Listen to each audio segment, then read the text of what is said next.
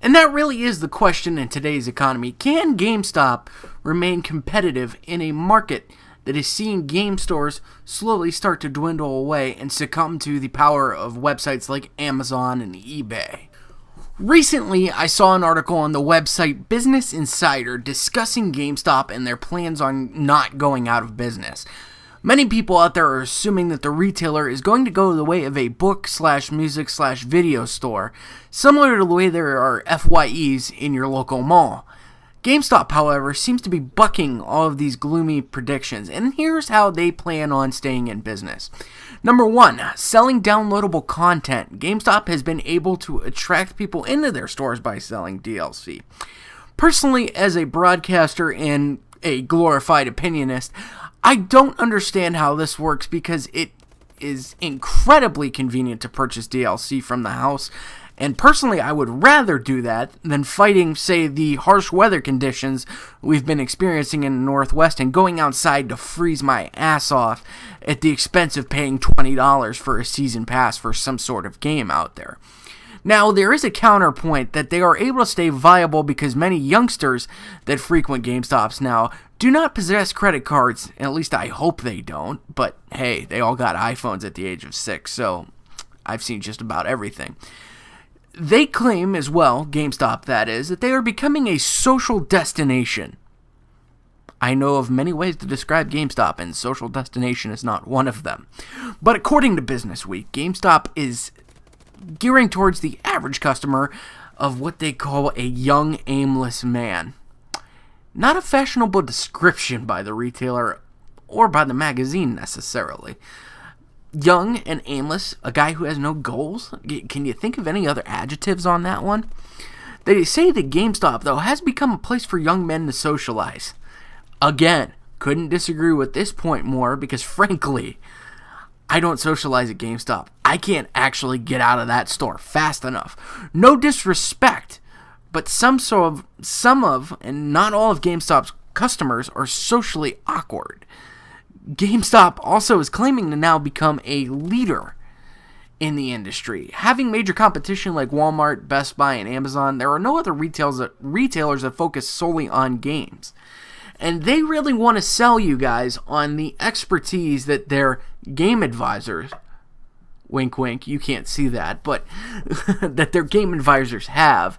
And they claim to be these experts, but I've never really been offered great service in the stores historically. I'd actually rather skip the middleman and go to Amazon or Best Buy before I support GameStop. Anytime I go to that store, I only go to GameStop to, just for convenience or that I'm actually in a bind.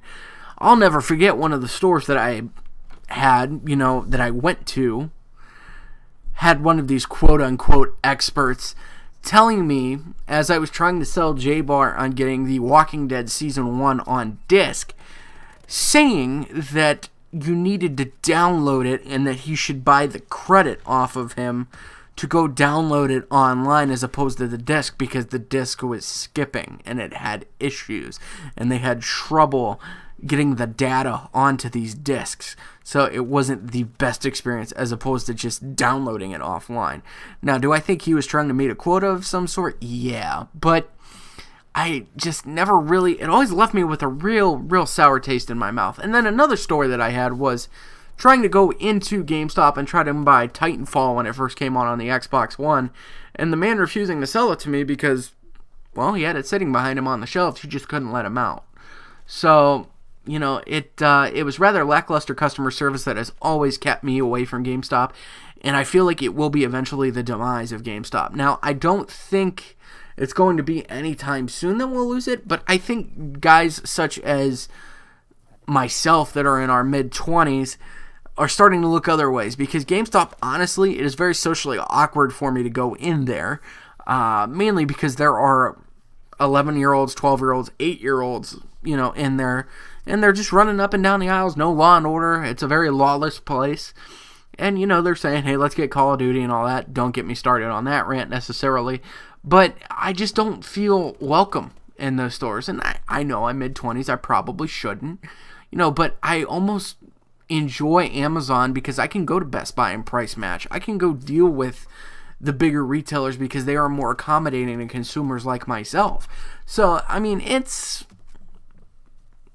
okay. I don't hate GameStop necessarily, but I think they are going to go the way of Blockbuster Video. And for those of you that don't know what Blockbuster is the mega retailer that was around before Netflix came out.